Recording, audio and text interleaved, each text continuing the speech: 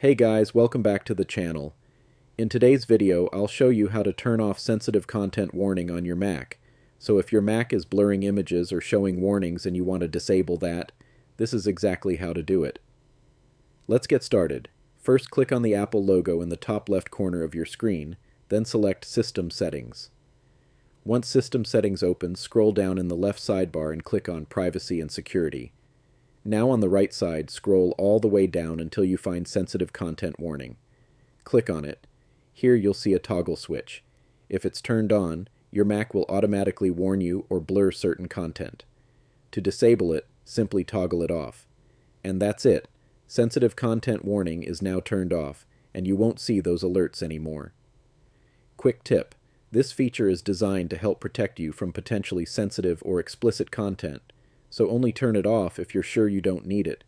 If you ever want to turn it back on, just come back to this same setting and toggle it on again.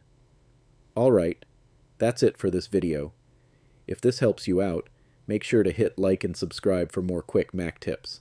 Thanks for watching, and I'll catch you in the next video.